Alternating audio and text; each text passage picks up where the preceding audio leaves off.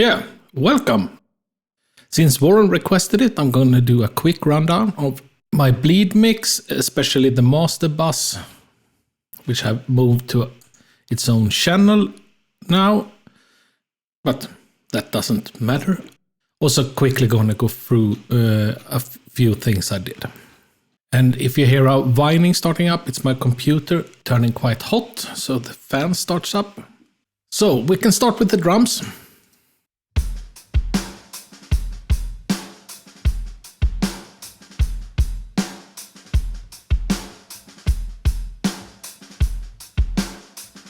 Here I have the kick in, which I've gated using FabFilter's Pro G gate, which works fantastic with its quite large look ahead.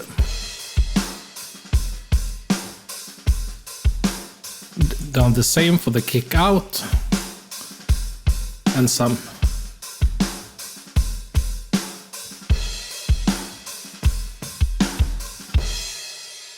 quite prominent. Maybe move that down a little bit.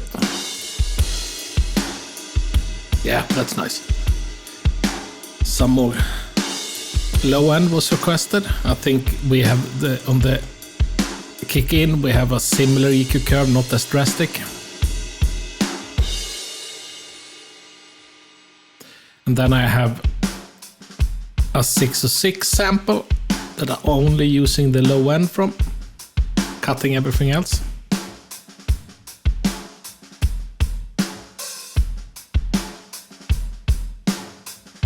And then I have a bus for the kicks. I'm doing a bit more EQ. It usually works like this. It gets iterative, so I add another plugin and do some more moves if I'm not happy with where I am. And I'm compressing it quite hard.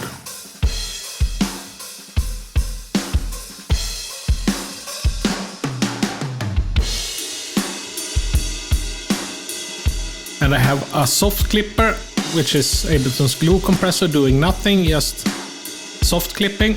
And after that I have a utility plugin to gain it down again. And this is just to shave off the initial transient that gets through the compressor.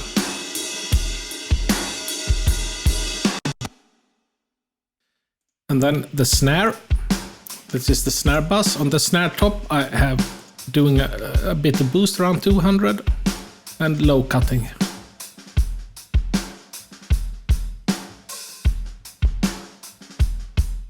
On the snare bottom I'm using for some reason another EQ, but only low cutting, that one at 188. It starts to, I think this is a 12 dB filter.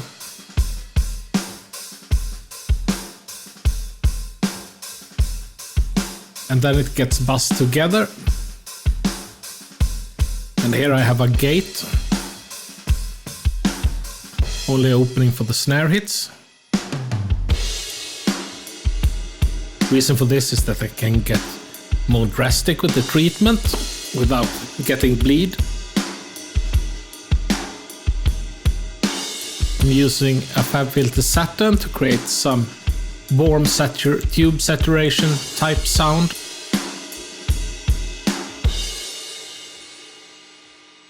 I don't think I edited the preset at all. And I got the UAD SSL E-channel strip. It's doing some compression and equalization, boosting some top, removing something at around 700. Boosting a bit at 200. Low cutting. Some more. Don't know if that's necessary.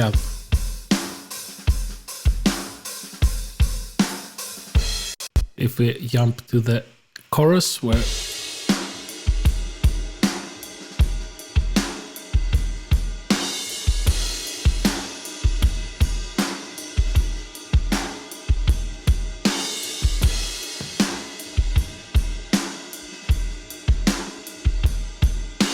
a bit of bus compression and soft clipping here. gaining it down, and then I have another EQ because I probably realized something somewhere.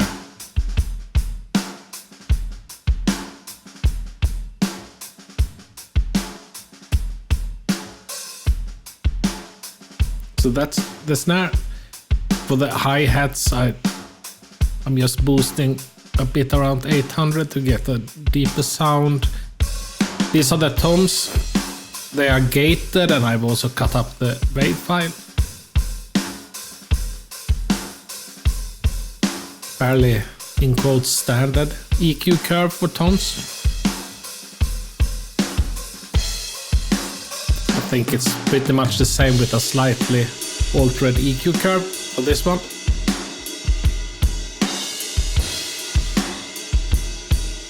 The ride is just EQ'd, low cut and proper boost, and I've reduced the bell a bit.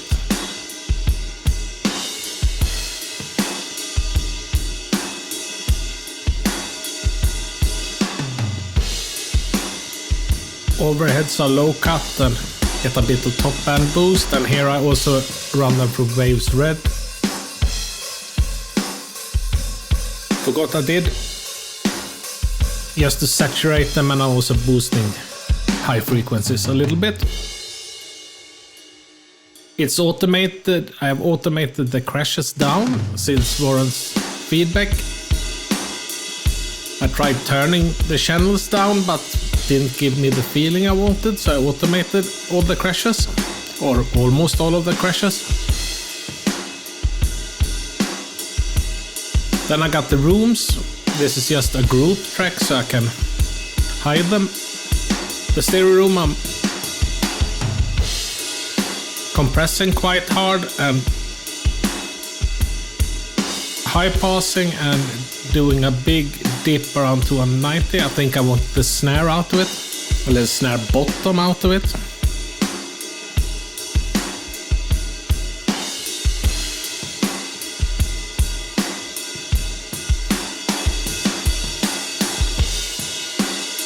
Then there's the mono room.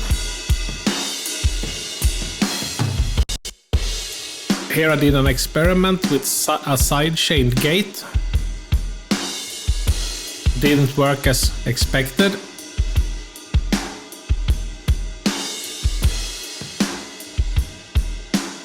I've also gained it down because it's extremely loud to get into the sweet spot of this EQ.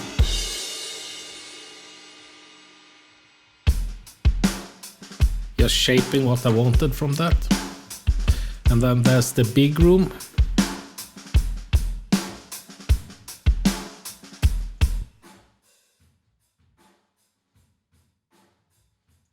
Yeah.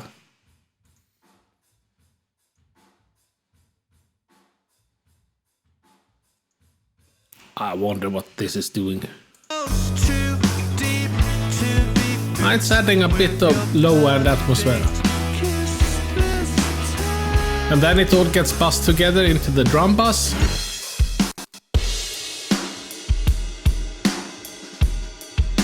This is the drum bus plugin from Ableton.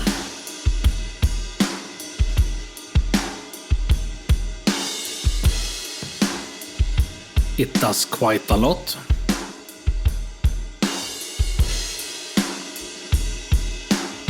Some overdrive damping from 20 kHz, so it does almost nothing.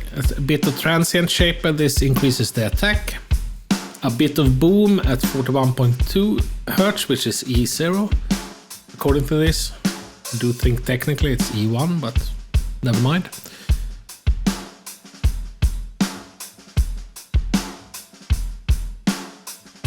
And it's doing all the process in parallel.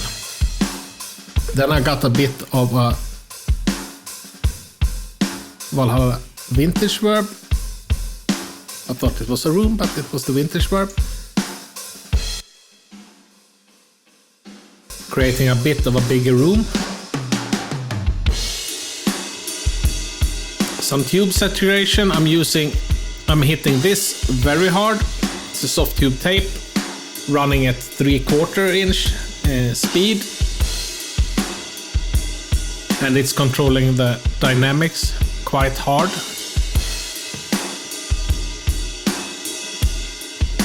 but mostly it's adding grit. I got a Paltec doing some slight boosting, mostly there for saturation, since they model it very faithfully.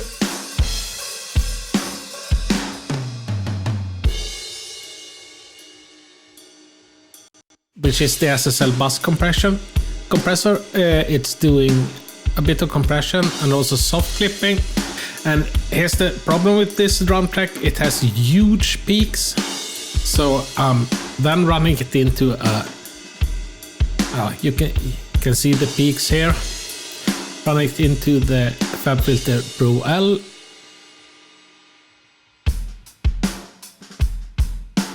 This is doing about 2 decibels of, and then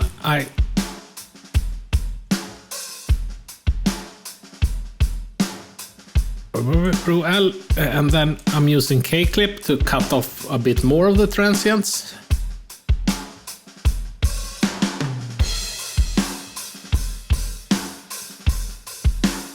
You can see quite a lot happening on the top end part here.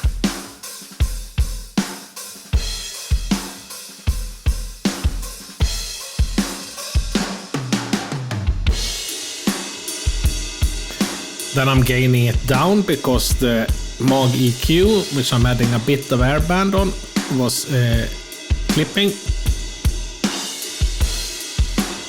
So that was the drums. And now we can check out the basses. We do this there from there.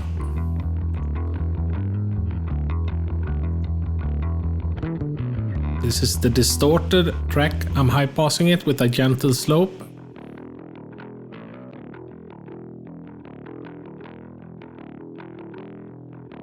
And also shaving off the top, so it doesn't interfere too much with the guitars. And then we can move to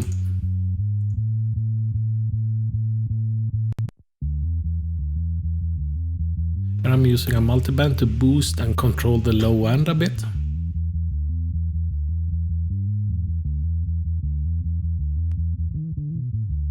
Some SSL compression, which is a preset in Ableton.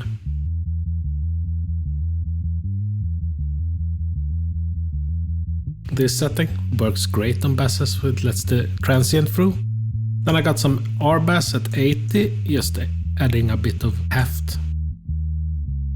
And a Q3 filtering off the top band and also low cutting it.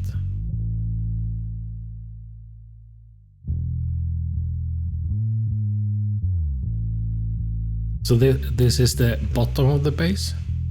And then I duplicated the track.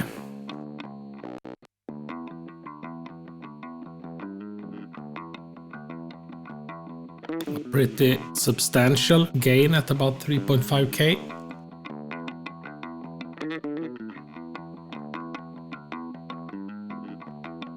Some saturation using the Waves Red. It pops up on this track because it's, for me, new plugin.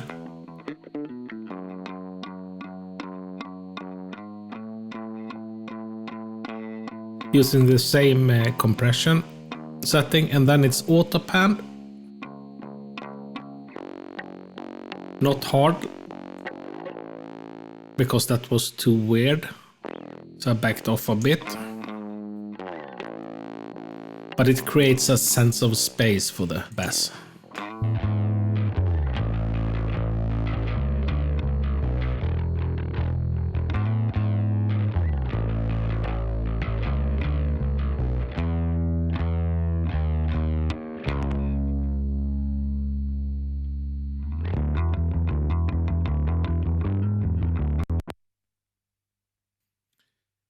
Then we get to the... I'm doing nothing on those channels, everything on the stereo channel.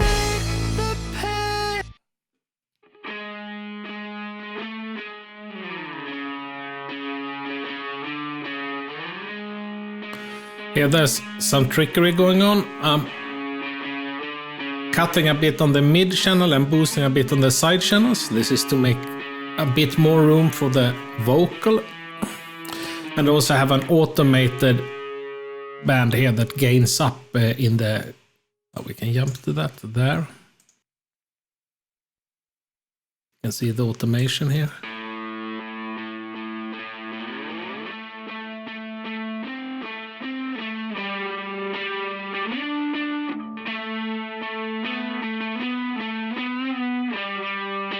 Just to get it a bit more up front.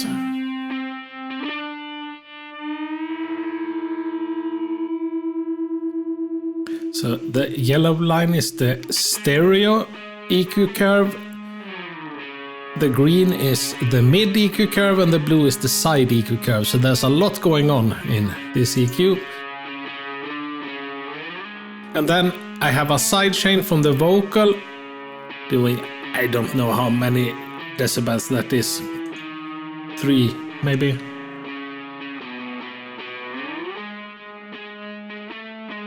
Maybe not even 3, but yeah.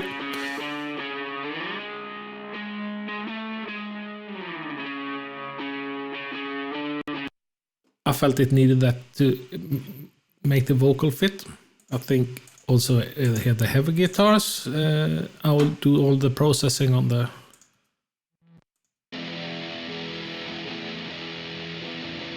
Some Gullfoss. Keeping some ringing in check.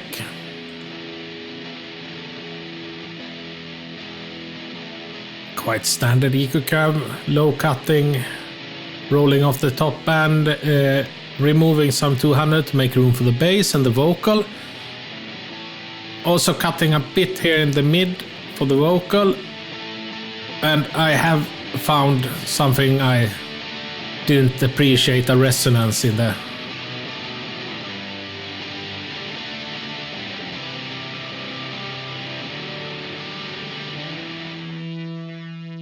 But the sound was more balanced with that. That's the ringing of something, the amp maybe. It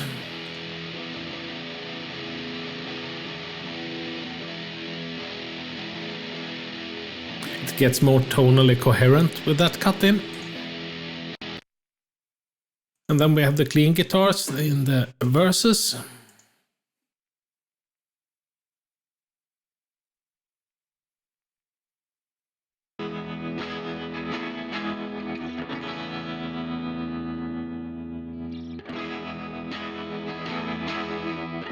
Did the same here, found something that annoyed me.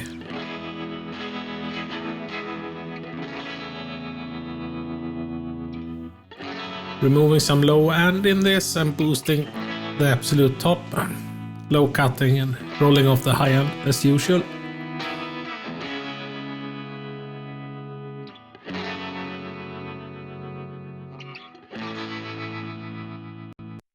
The dangerous thing with the Q3 is looking...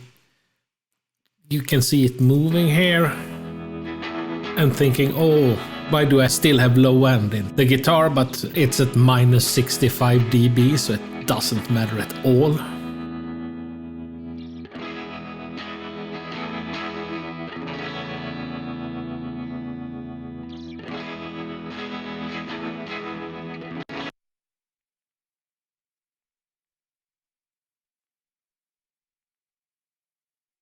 Then we have the solo guitar. Use the Chaps Omni channel here. Doing some saturation, a bit of EQ.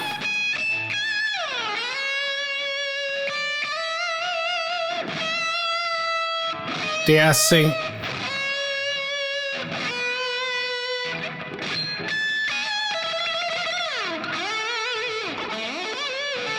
A bit of compression and a bit of limiting. And then we have the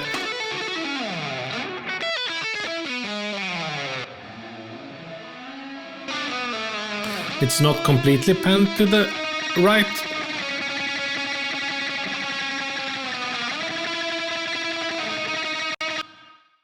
And this I'm gonna do something more fun with as per requested. Put some auto pan and some weird thinking a phaser. or a really horrible flanger.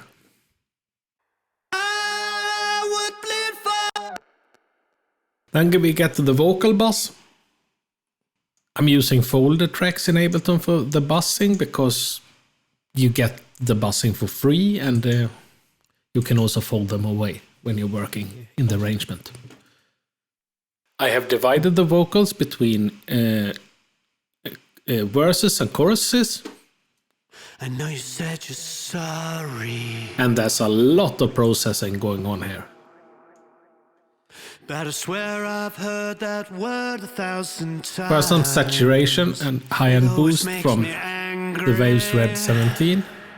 It then goes into a UA 1176 Rev A, doing a lot of compression. And the wound has grown too deep to be stitched up. Then I'm using Isotope Nectar, doing some pitch shifting, pitch correction, sorry. You know I will take the pain. Then some EQ, the de-essing. I know you said you're sorry, but I swear I've heard that word 1,000 times. It always and makes more me compression. angry. Then we got Gullfoss doing enormous amounts. I'm trapped inside this lie, and the wound has grown too deep to be stitched up. Gullfoss is the thing that does the most. I know you said you're sorry. Some soft tube harmonics, doing some transformer saturation on this. Word 1,000 times. It always makes me angry. Then I have an LA2A doing some more compression. This is significantly less, just smoothing it off. That I'm trapped inside this lie, and also adding some saturation. Then I got a Pultec doing nothing, there for saturation again. Gaining it down a bit before it goes into the L2 that cuts peaks that escapes through the compressors. Quite a bit of effects. I got a reverb. This is a Lexicon 480 emulation that I've done some low cutting on.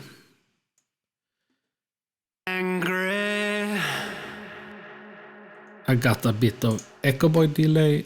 Knowing that I'm trapped inside this lie. And here I have a tape echo that's automated. With a butterfly. You know I will take the pain. The first chain here is pretty much the same on the chorus vocal, but I've added a vocal rider to control the levels. Otherwise it's the same. Don't have the tape delay here. I'll tear my soul in two.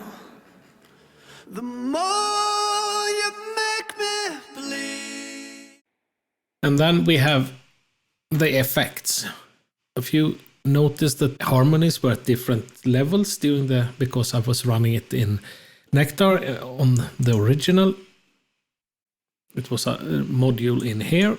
So I decided to render it out and then just automate the gain. So here we have the harmonies.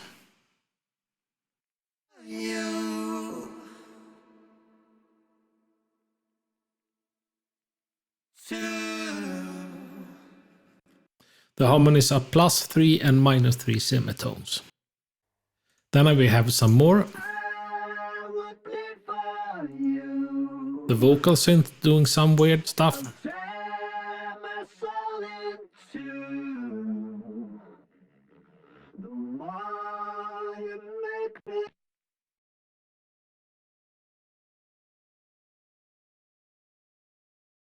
And then we have micro shift to give it a bit of width.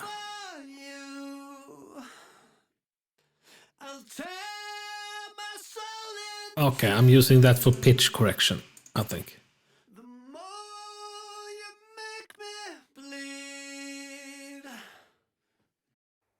And all together. I would bleed for you.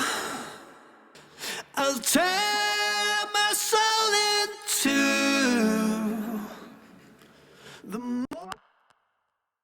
And now we can look at the master bus. I'm gaining it up because I was hitting it a bit too low, but the easiest solution instead of going back and raising every level. Then I got the UA Paltec. I forgot I'm boosting and attenuating a bit around 30. Then I'm boosting a bit at 12 kilohertz. And then for some reason I placed tape before the Fairchild on this one that I've forgotten I've done, but I know you said you're sorry. This is not doing much at all. Quite at a relatively high speed and not hitting it that hard. It always makes me angry.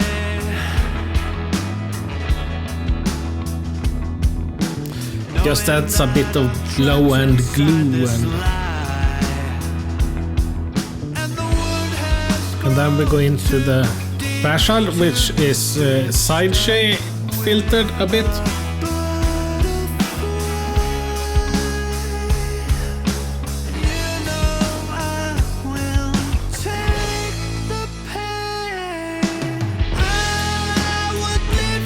Doing very little.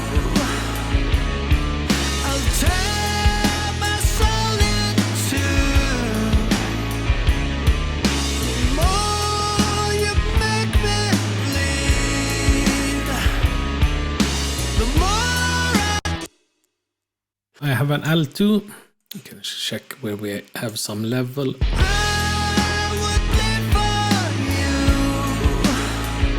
Just controlling stray peaks to keep everything below -1.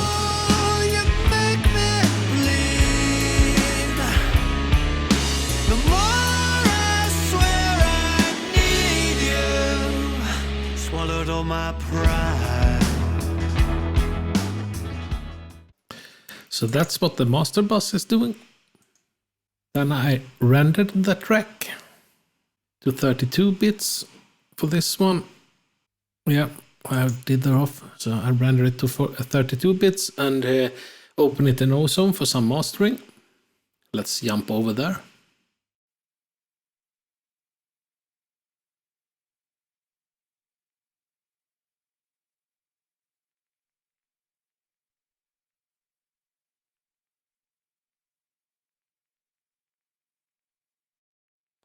Unfortunately, I can't show the mastering process because Ozone has started crashing when I load the K-Clip plugin.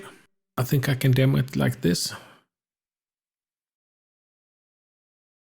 We're gonna gain them to the same level. Louder volume. We can also see there's not that much cut on the transient. I think the biggest transients are here.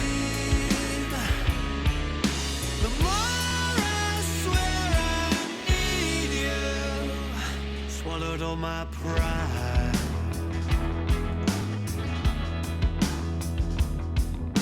I take the hate and shove it deep inside. This of course sounds a bit more compressed or less dynamic, but I thought it was a fair trade-off for getting level. I don't think it sounds too compressed. As you can tell, there's not a huge difference between them. This of course feels a bit more compressed and squashed together, but I don't think it gets to an offensive level. Even though it looks kinda square.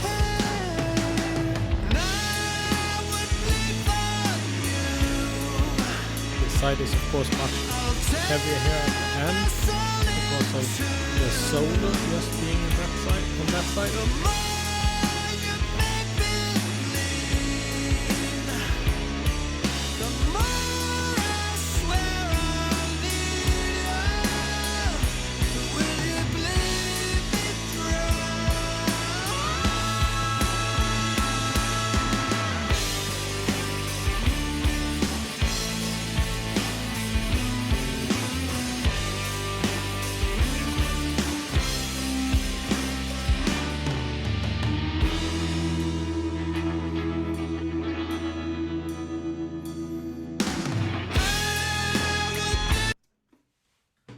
Yeah, that about wraps it up. So thank you for watching.